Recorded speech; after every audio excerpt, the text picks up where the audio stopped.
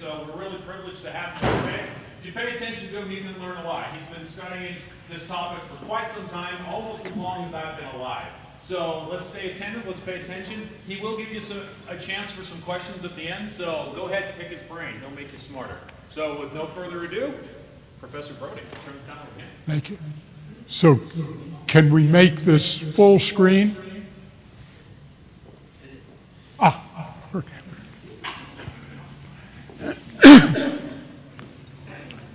You'll notice that I put my name up here twice. Not quite. My son and I do this research together. He's at the University of Virginia.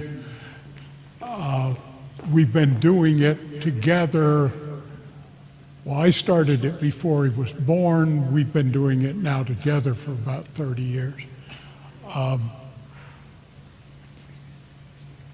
Today we're talking, I'm getting feedback. We'll live with it. The story is about garter snakes and newts. These are the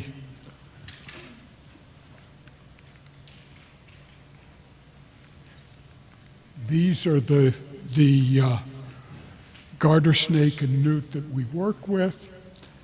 It started with a story that, so I don't like this. You want to go ahead and take it off? Yeah, just because I'm getting feedback. And I don't know if they can hear me.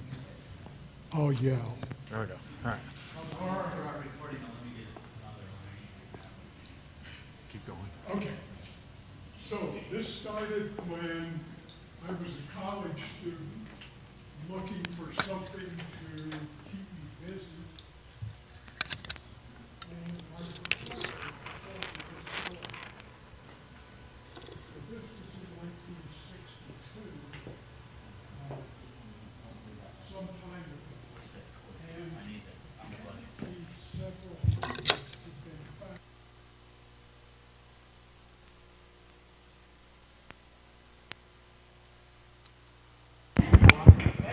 Was a newt that had been boiled into the cotton.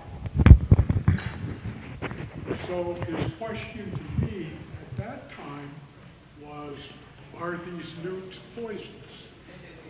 And in that day, no one knew if the newts were poisonous. So everything I'm telling you took place following this one simple question. Well, it turns out they have tetrodotoxin. Tetrodotoxin is the same compound found in the Japanese pufferfish that people consider a great delicacy in Japan. It's critical that those fish be cleaned, that the skin doesn't touch the flesh, and that the liver not touch the flesh, because if it does, and you eat a piece of the flesh, you'll die. If you just eat the flesh and it's been properly cleaned, it only causes intoxication. Your lips get a little bit numb and you get a little bit goofy, I guess. I haven't had the pleasure of eating pufferfish yet. I figured I'd wait till I got old so the risk was less. So, tetrodotoxin is a non-protein neurotoxin. It's a very strange toxin.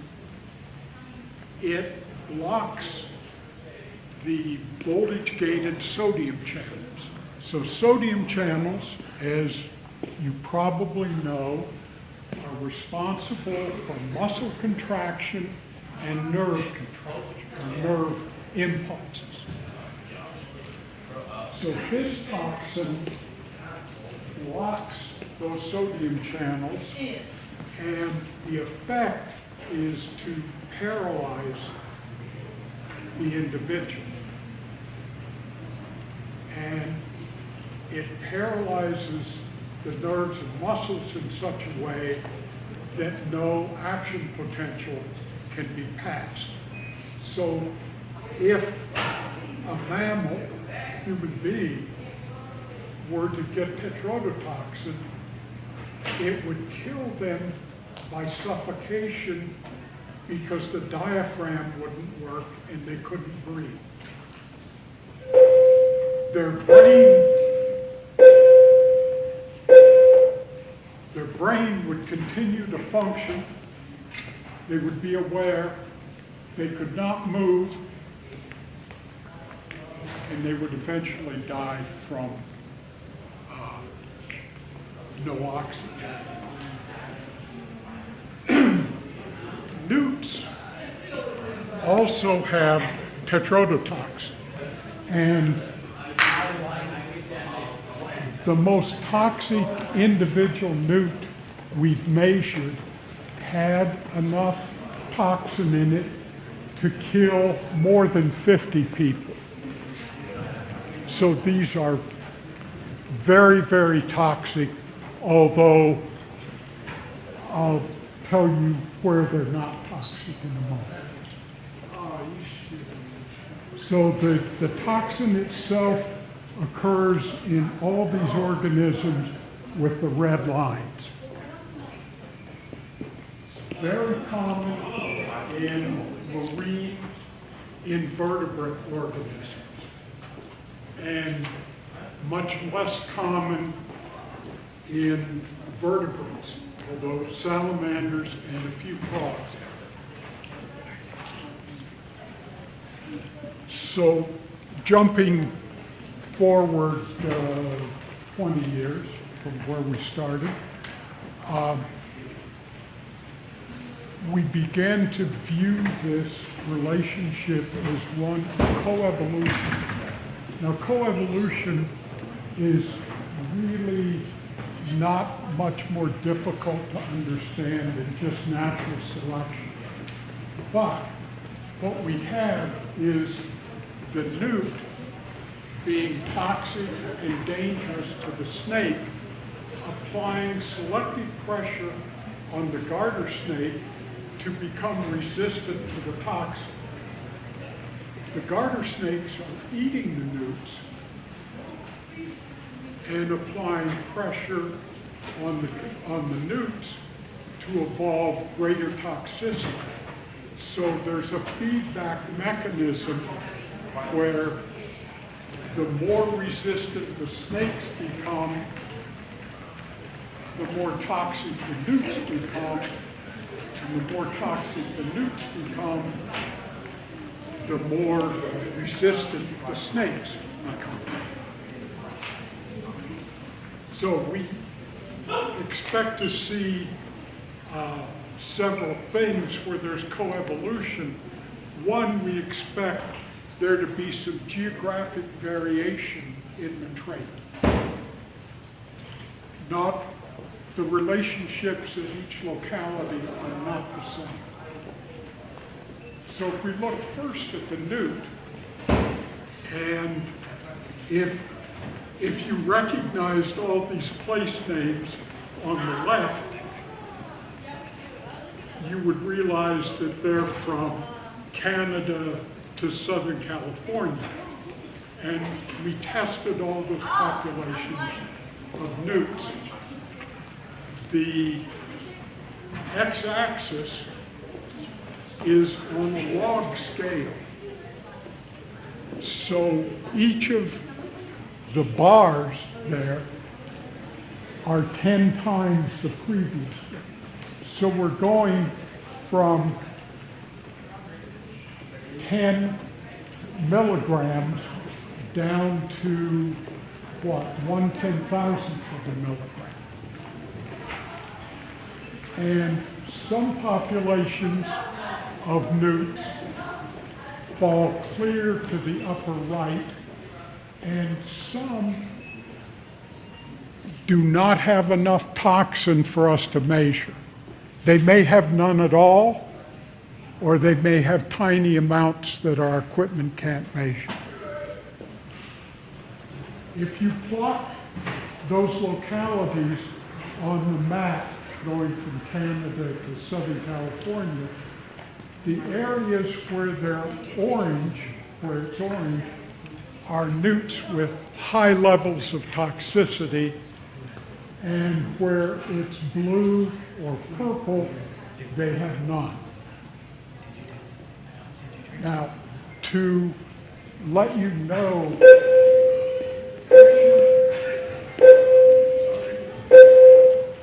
to let you know the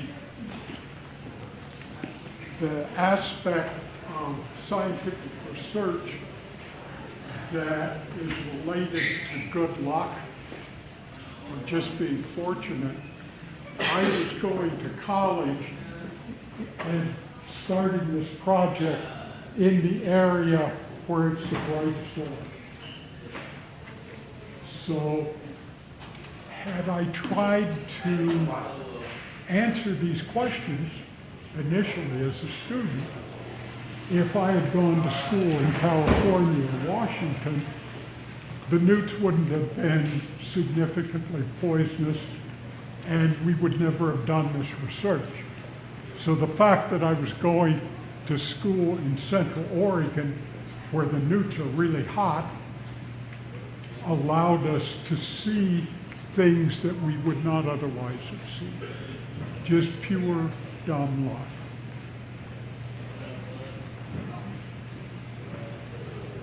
So we've been able to determine where the tetrodotoxin is in the newt. And these are sections through the skin glands, and these are the glands responsible. And only in the last few months have we been able to go in and stain a cell for tetrodotoxin. So I'm working with a laboratory in Brazil that's developed the technique to stain for tetrodotoxin. And on the lower left, where it says mature cell, the brown, the dark brown, indicates the presence of tetrodotoxin. So now we know for sure that this toxin is in those skin glands. And if we freeze and fracture a skin gland, what we find in it at very high resolution here on the lower right are individual granules that contain the tetrodotoxin. So we now understand that aspect. So let me introduce the predator to you. This is the common garter snake, Thamnophis circalis. We would expect it to also be geographically variable in resistance, probably other traits as well. This is a garter snake that is found here in Cache Valley. It's found on the East Coast, it's found in Canada, it's found clear across to the Pacific Ocean.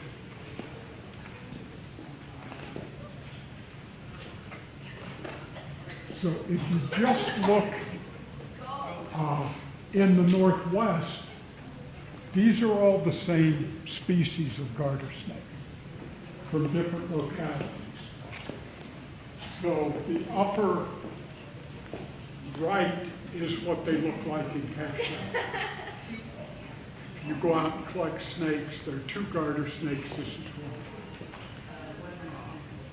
The one upper left is from Central California, lower left from Washington, and lower right, the one that occurs in the central one of Oregon, where the newts are the most poisonous.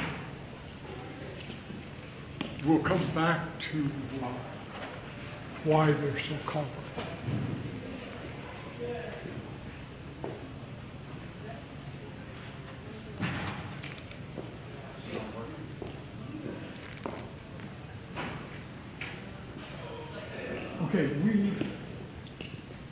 test the resistance of the garter snakes in this very high-tech racetrack here, where basically I touch a snake on the tail and make it crawl as fast as it can. And there are infrared sensors in the track that measure how fast the snake is crawling. So we have these snake races in my lab where we may do 100 snakes a day running them on the track. After we determine how fast each individual snake can crawl, and they're quite variable, just like if we took all of you and let you run on the track, there would be quite a bit of variation in how fast you are. The same with the snakes. After we determine how fast they can crawl, we inject them with a small amount of tetrodotoxin. One that I calculate will slow them down, not damage them. And the snakes recover within a day from tetrodotoxin. So they fully recover. That means they can be tested every 2 or 3 days. So I give a snake a series of injections, and we determine the amount of tetrodotoxin that slows the snake down to 50% of its crawl speed. And that's what we're looking for as we make comparisons between snakes. So, from the same areas that we collected newts, we collected snakes. And we looked at their levels of resistance, and you can see a wide range of variation where the most resistant snakes are more than 1,000 times more resistant than the least resistant. So, interestingly, if you look up there and see the orange bar that's at about 35, that's the population where the newts are most poisonous. We'll, maybe in questions or something, we'll deal with those snakes that are super resistant up on the far right.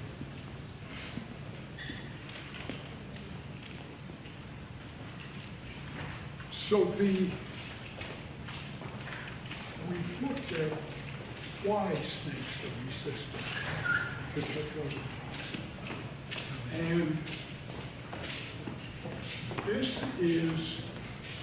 this represents across the top the sequence of amino acids in part of the sodium channel where tetrodotoxin would bind. So there's a sodium channel in your muscles and nerves. This happens to be muscle.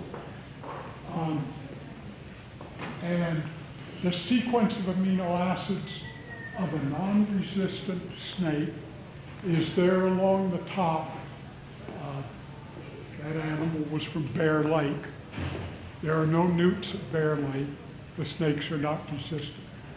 It turns out this is a highly conserved sequence, and that part of the sodium channel, the functional part of the sodium channel, is the same in these snakes as it is in human beings. So everything from reptiles on up to man has the same sodium channel,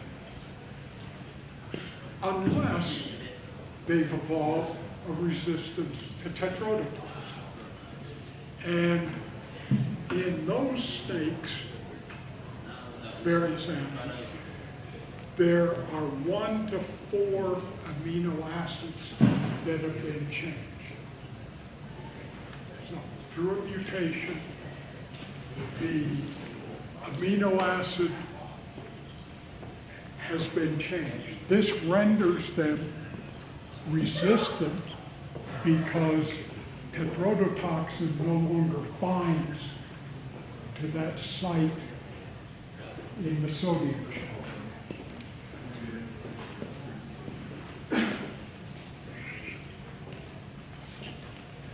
But it gets a little more complex.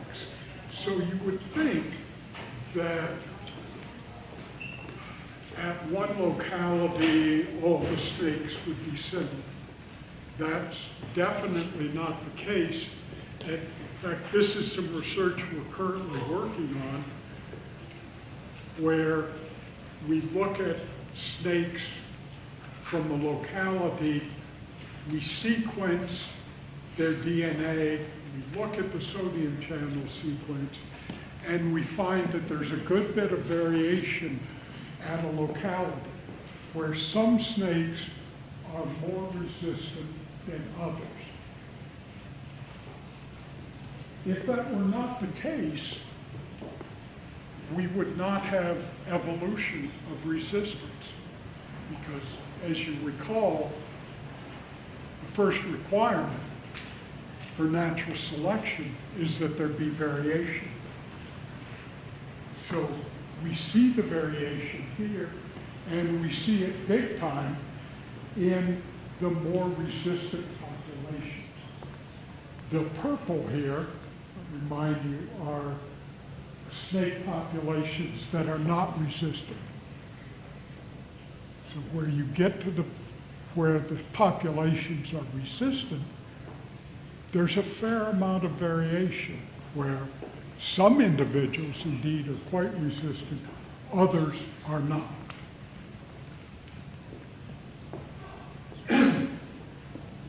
So why are some populations of snakes brightly colored? Well, and some of you saw that little video clip of my son and I catching snakes. So he dove on the snake, pulled it out, caused it to regurgitate what was in its stomach, and it was a newt. And all of you went, ugh. But that was really exciting for us because we had gone out with the film crew in October where we didn't expect to see snakes. In fact, I had a garter snake in a bag on my belt that we were going to put out so they could photograph a garter snake, but my son saw this one, caught it, it had a newt in it. So we took that snake and we checked its liver, and its liver had 108 micrograms of tetrodotoxin. That is a sufficient amount to kill a bird such as a red-tailed hawk or a great blue parrot. So these snakes, by sequestering the toxin in their liver, are protecting themselves from predation. So you're thinking, well, the snake is dead, so what good did it do? You may have seen the videos of garter snakes coming out of dens in Saskatchewan, where thousands of garter snakes come out of a den in the spring. What those videos don't show you is the ravens that are there who come down, grab a garter snake, bite a hole in its side, eat its liver, and leave the snake. Now, livers regenerate. So when you go up there and collect garter snakes, you see quite a number of them with scars along the side where a bird ate their liver the last year. So there is some predation just on livers. Now, does that take place in Oregon? I don't know. But it makes a good story. Okay, there are several species that are resistant, other garter snakes, and there are other amphibians that also have tetrodotoxin. All of these have a snake predator that is also resistant by changes in the sodium channel.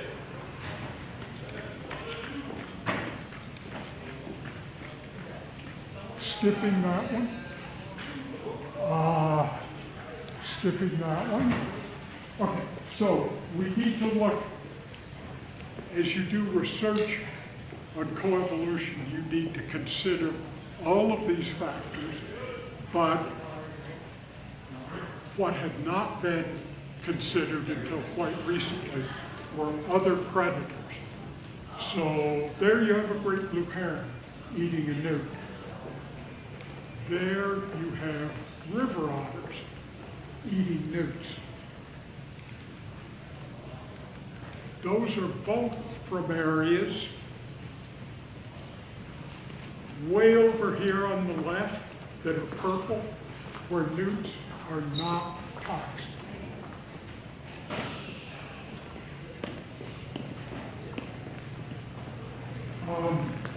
Okay, I think I'll stop there for questions, not cover the rest of it. So, any questions? Yes? Does the toxicity level ever peak? Like, will they just keep evolving to be more and more toxic, or will they ever? I don't know.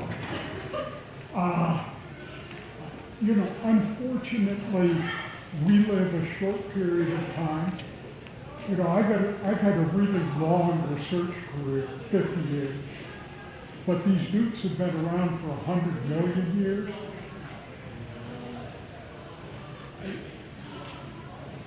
Yeah, so my guess is that they will continue to get more and more toxic.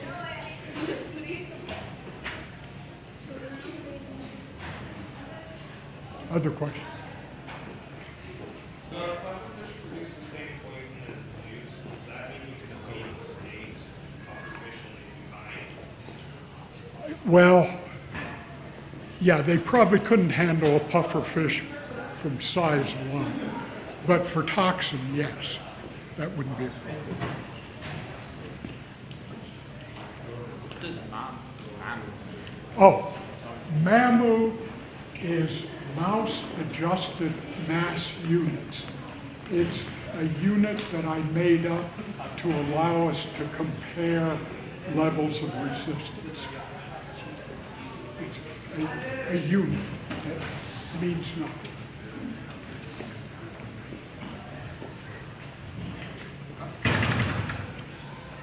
Why are the newts less toxic in places where they're getting eaten by like otters? Say again? Why are they less toxic in places that they're getting eaten by like otters? It probably, so why are they less toxic in places where a bird or an otter is eating them? Probably that doesn't take place very often enough to cause the evolution of higher toxicity. It's possible that it could lead to that, and in fact, if you look at 20 newts from a pond where 19 of them have no tetrodotoxin and one does, so the raw material for natural selection is definitely there. It might take tens of thousands of years to see an increase.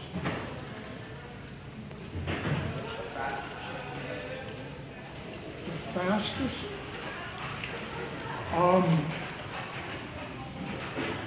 Well, the fastest one I've ever put on my racetrack was something from Southeast Asia. But some of these garter snakes are fast. Yeah, and I try to not run really big snakes because the really big snakes tend to come up out of the side of my racetrack and try and bite me in the face. I don't like that. Why are newts in areas with lower level space with lower toxicity? Why are there newts with a lot of toxicity where there aren't a lot of snakes that have high growth? There pretty much aren't. So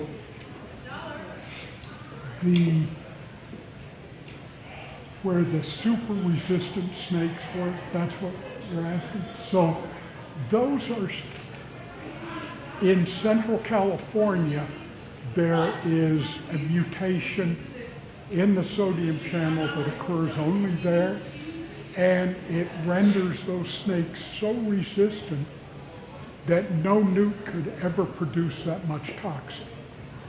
So those snakes would be capable of eating the amount of tetrodotoxin that would kill 900 people. But no newt can produce that much. It would just be a bag of toxin with no muscle or anything else. But this allowed those snakes to escape from the arms race. There are no more newts that can endanger them. So there really is no selection going on for that group of snakes. Now, not all of the population of snakes are that resistant. So the less resistant snakes are still in the arms race at that time.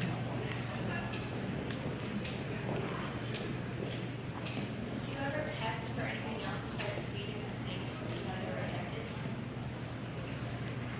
We tried for years to come up with another system to measure effect of the toxin, and we could never come up with anything pristine.